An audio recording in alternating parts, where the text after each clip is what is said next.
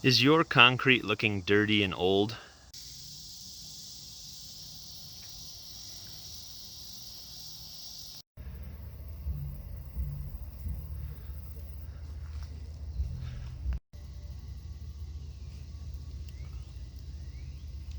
Well, one thing that you can do is refresh it, and you can turn it from this into this. Now, all you really need for this job is a power washer. In this case, we're using a 2300 psi electric Ryobi power washer. And what we want to do first is just clear the driveway out of any vehicles. We'll grab the leaf blower and just leaf blow all of the loose leaves and anything we can off of the driveway first. We can go around if you have an edger or if you just have a gardening tool and just kind of edge the concrete a little bit. It does get messy, but you can edge the concrete with the power washer as well. And then we're just going to blast the concrete. We want to blast out the cracks as well. You can see how well the power washer does at blasting out the cracks. This is one of the cracks that was not done over here, and so you can kind of see the difference. And once we're done with the power washing, we can then move on to some crack filler, and we will show you how to do all that.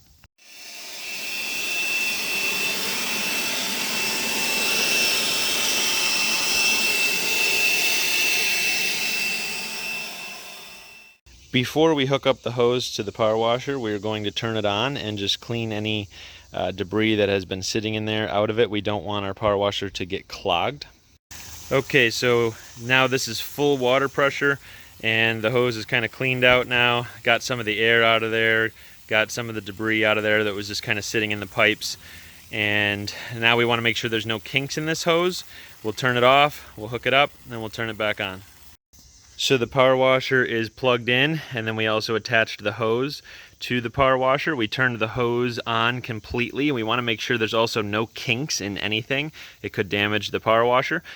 There's also an option for soap, especially if you have some oily, greasy spots of the driveway. It might be useful to use some degreasing soap. And then in this case, we just press the on button and it'll start up. And it's not too loud. And then I want to give you an idea of how this thing works. We have the highest pressure attachment on here. Now, you might have weeds growing through these cracks here. They're actually just going to blast right out. And so I'll just give you an idea of how this works here.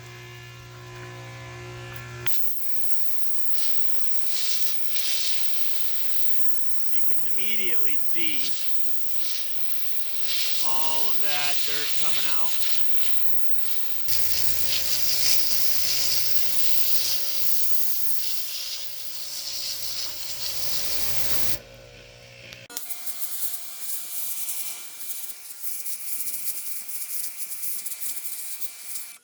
Now, as you do this, a couple things to keep in mind. If you're wearing sandals, definitely make sure not to hit them with the power washer. This is very, very high pressure and it will damage your skin for sure.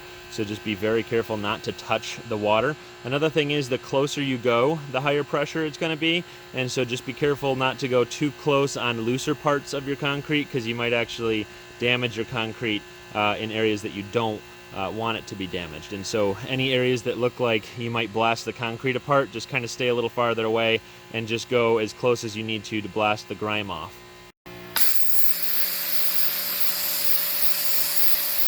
Look at that difference before and after. Make sure you're hitting the concrete from multiple directions. You can see if you only go one way, you can kind of tell. And so we'll hit it in the other direction as well. I know a lot of people feel the frustration of these weeds growing in these cracks, and so we'll try to prevent it.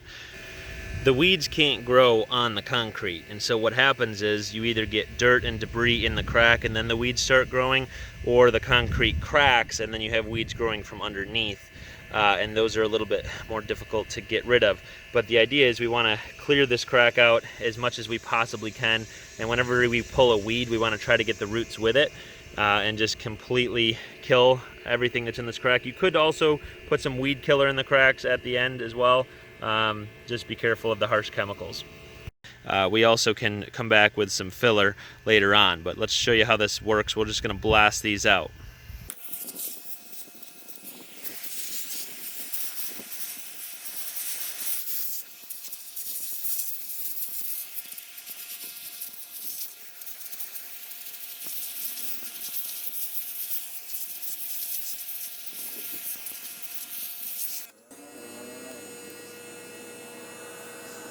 Now that we blasted all the dirt out of the roots and everything, it should be pretty easy to just pull right out.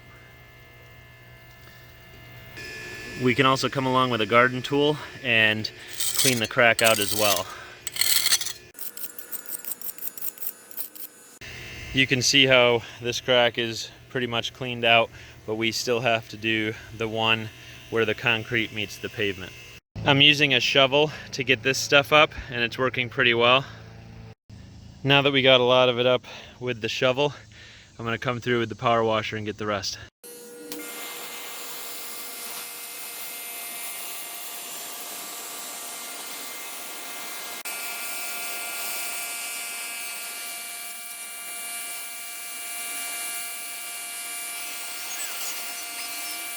I'm going to use this paint stripper. It's safer than a lot of other strippers. There's no harsh fumes, and we are going to try to get these paint spots out of the concrete. You might have some paint spots as well. So I'm just going to spray it on here, and then I'll wait about 30 minutes or so for it to soak in, and hopefully it loosens that paint and we can come back over and get it right off.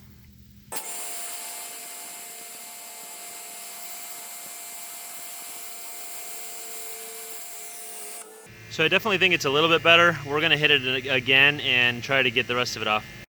The paint here is mostly gone. I hit this spot again and we'll see how that does. So this last little paint spot has been soaking for a while. I'm going to power wash it off and we'll see what it looks like.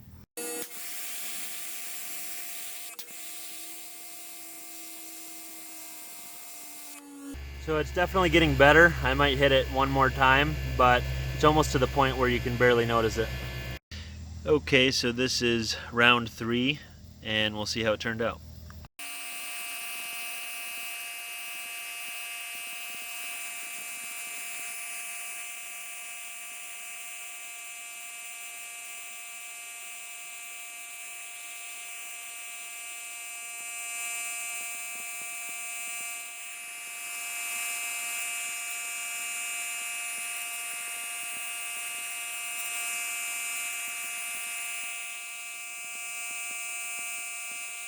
So this is what the front walkway looks like after the power washing.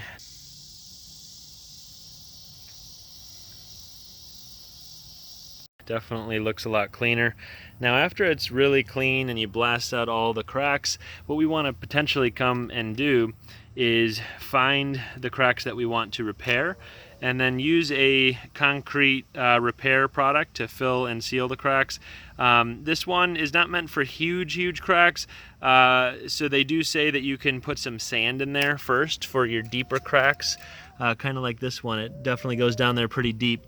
But what we're going to do is fill it a little bit with sand and then inject this stuff into it. So we're just filling the crack after the sand, basically to the brim, and then we're going to come over it with a caulk finishing tool to make it look nice and smooth. In some cases I'm sticking this tip in and then pulling the trigger, and it's just injecting it in there nicely, and you can see how it's forced into all the gaps that are in between these two pieces of concrete.